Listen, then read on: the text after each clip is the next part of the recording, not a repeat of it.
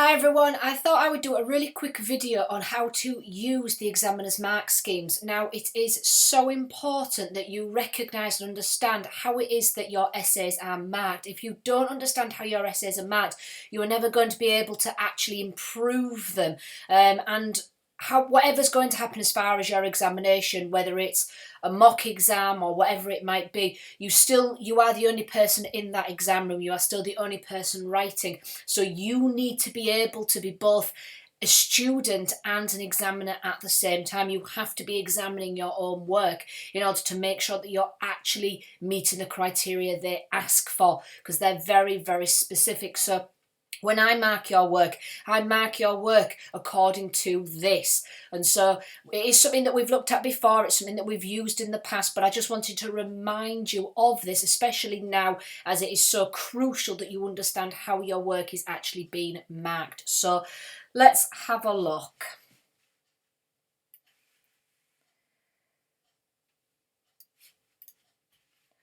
Okay, so this is the examiner's mark scheme. All I've done here is I've just copied and pasted from the OCR website. So the OCR website has all the materials available. Anybody can access the materials, so you can as a student can access them. So obviously OCR Religious Studies, and I just copied and pasted it into a Word document. Now, can I make this any bigger? I'm not that great on my Mac. There we go. So applying the examiner's mark scheme then to your essays. As you know, your essays are marked for AO1 and AO2. AO1 is your description, your textbooks, your quotes, your names. AO2 is your evaluation, your line of argument. So if you notice here, AO1, the highest amount of marks you can get is 16. So 16 marks for AO1, 16 marks for description, explanation, etc.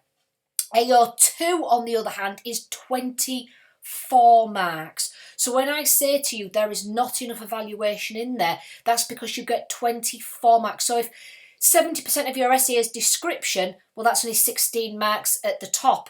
Whereas if 70% of it is evaluation, that's your 24 marks. So you need to be focusing on evaluation, line of argument, critical words, justifying your critical words with because, making sure every single name, and this is one of the big ones, this is the difference between certainly a C and a B grade. If you use a name like David Hume, Bertrand Russell, Richard Dawkins, who in your mind you think, oh, critic, I'm going to put them in there. If you just put their argument in there, you're just describing their argument. And so you only will ever remain in AO1. If, on the other hand, you put in that name, David Hume says, da da da da da, this is a convincing argument because, this works because, this, however, is illogical because, that becomes your evaluation. That's where a lot of you lose those extra marks, because you put in your names and think, oh, there's a criticism, yes, but it's somebody else's criticism. What the examiners want is your criticisms, not I think, obviously, but they want your criticisms of their argument. Does it work? Does it not work? How does it relate back to the question? How does it relate back to your line of argument? So let's have a closer look. Band 6 is the highest band, so of course we're going to work from this one. You might as well start at the top and work downwards. Band 6, 14, 16 is excellent demonstration of knowledge and understanding in response to the question. So fully comprehends the demands of and focuses on the question throughout. That is your make or break. For me, that is the one. If you write a paragraph, even a little chunk, that is not related to the question or your line of argument, or you don't relate it to the question or your line of argument, it becomes irrelevant. So you automatically move down because you haven't focused on the question throughout. If you go down to the next one, again, it says focus on the precise question. Well, if you've got a paragraph that isn't on the precise question, then again, you're not in that bracket. Addresses the question well. You've automatically dropped down to band 4 straight away by putting something into your essay that you haven't linked back to the question. That's why I always, always, always get you to highlight the words in the question in your answer. This is fundamental. Obviously, you can't do it in an exam because obviously, maybe not this year, but certainly in previous years, if you highlight words in your exam when they're photocopied for the examiners, the words disappear, so you can't do that. But you need to kind of keep a mental note of the words in the question throughout your answer. So don't also pick the obvious words. Pick the little words. So other than there's and ands, every other word in that question should be in your answer somewhere, even to an extent. To an extent, to an extent, to an extent, to an extent. Every word in that question needs to be in your answer in some way. Otherwise, you have not focused on the specific question throughout. That one is absolutely, that's the difference between your A's and your C's. Absolutely fundamentally. You could write the best arguments, bring in the best names, you could bring in everything related to the topic, but if it's just here's everything I know about death and afterlife, here's everything I know about Plato, here's everything I know about euthanasia, then it's just here's everything I know about. The question is redundant. You have to answer the specific question set by the examiner. Next bit, excellent selection of relevant material which is skillfully used. This again is kind of a double barrel one, is this one. Excellent selection of relevant material. Again, that goes back to my previous point. If you have anything in your essay that is not related back to the question, then it becomes irrelevant. So many times I'll be reading a paragraph from students' essays and I'm thinking they're in the right ballpark, but they haven't linked it back to the specific question. Therefore, it becomes irrelevant. So you have to make sure you make it very blatantly clear. You're stating the obvious, why you have used that piece of information, which is skillfully used. What that means is you apply it back to your line of argument and the question. You don't just dump in at the end of a paragraph. Therefore, this shows that, Augustine is pessimistic. Oh, well, duh. Okay, you've got to do it skillfully. You can't just dump the question at the end of every paragraph or dump the question at the beginning of your paragraph. You have to skillfully intertwine it into what you are saying. And again, what we're talking about here is the A stars, the A's and the A star technique. So this is not something that you just get. This is something you practice. Deeper understanding through a complex and nuanced approach to the material used. Basically, you link everything together and it just flows. That is about the flow. Thorough, accurate and precise use of technical terms and vocabulary in context. That's things like your glossaries.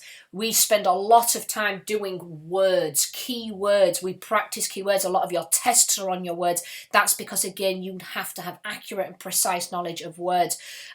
So, for example, don't use the simple words. Use the more complex words. Think again. Yes, if you're using a complex word, but you want to show that you understand the meaning of it, just put it in the brackets afterwards. Okay, you don't have to if the word is accurately used within the sentence. So you look at the vocab you're using.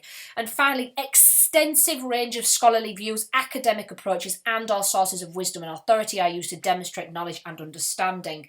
Now, there's a lot of questions about this one on different RS chat rooms about what it means by extensive.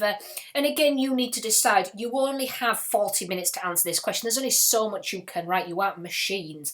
So you just need to make sure that you dot in different names and different arguments, that you aren't just waffling and bumbling along from whatever you just plucked out from your mind or what you watched on Netflix the previous night. You need to be able to show that you have studied the course, that you understand the textbooks, that you have done wider research, that you really do understand these arguments and these ideas. And the way that you do that is by the different views that you show. Now, it doesn't have to be scholarly views, it doesn't have to be names, it can just be academic approaches. So an academic approach is an academic idea. So pretty much most of what you study is academic ideas. So as long as you talk about what we've covered, for example, on the PowerPoints, confidently, you're going to be absolutely fine. Obviously, I'm not going to go through each of these, but the way that the best way for you to use this sheet, and again I will send you this document, that is not a problem, is to basically read your essays and judge, have you met these? So if you've met the first one, highlight that one, but you haven't necessarily used loads of technical terms, so go to the one underneath. Accurate and appropriate use technical terms, well I haven't used many, so then you go to the one underneath. And so you basically are just rank ordering your answer, and the box that you have the most highlighted in is roughly where you are as far as your marks. So if you don't meet anything in the top box, go to the box underneath. If you don't meet them, go to the next box. If you've got a couple in band 5 but mostly band 4, then you're high band 4. If you've got mostly band 5 just, but quite a few band 4, then you're bottom of band 5. So it's basic, just kind of simple weighing up. It's weighing up where your answer falls. Let's have a look then at the second section. This is your evaluation, your line of argument, your critical language with justification. So 24 marks, that's immense. That's so many marks.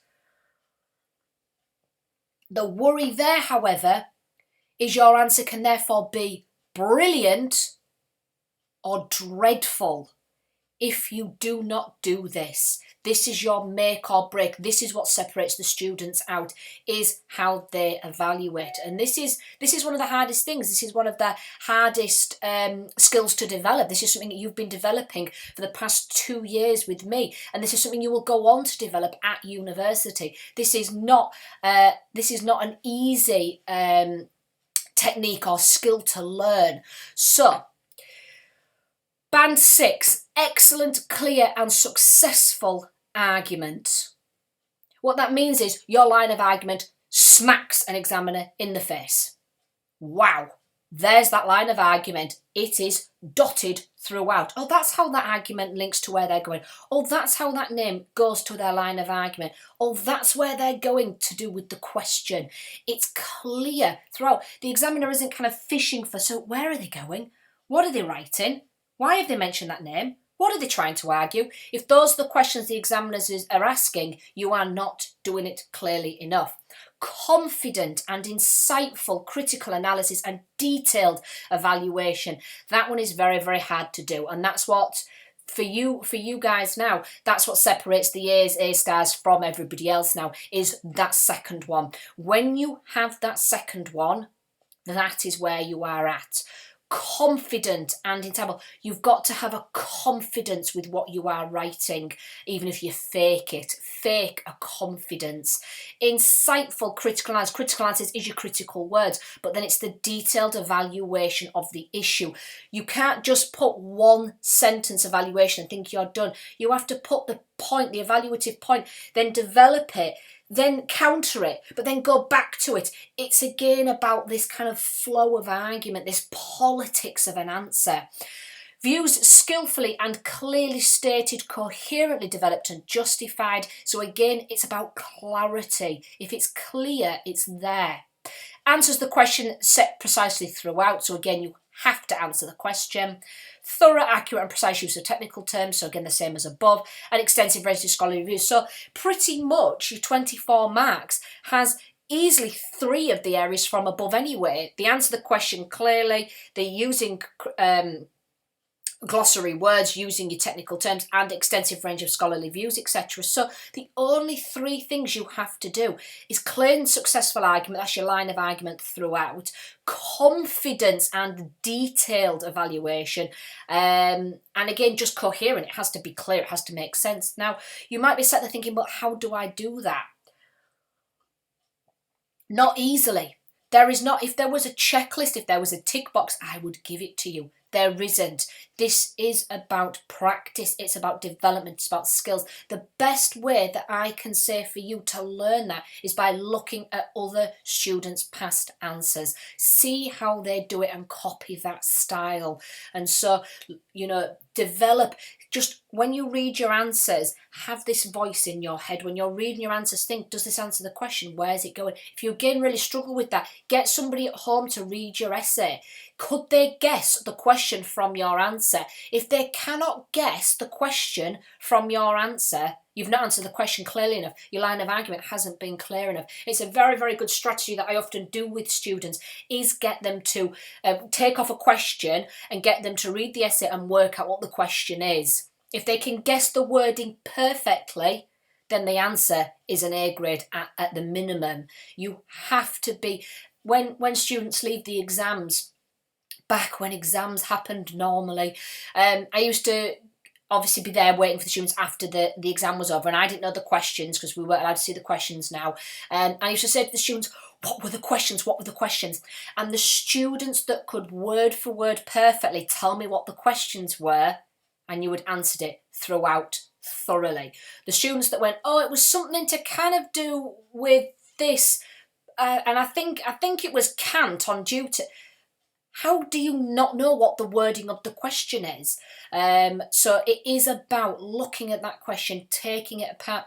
One final thing that the examiners do love is when you look at the meaning of the words in the question. So questioning, but what does that word mean? Who's interpreting that question? Who's the slant coming from? So actually look at what the words mean in that question and what they imply and who's putting that implication on there. So take the questions apart that you're given.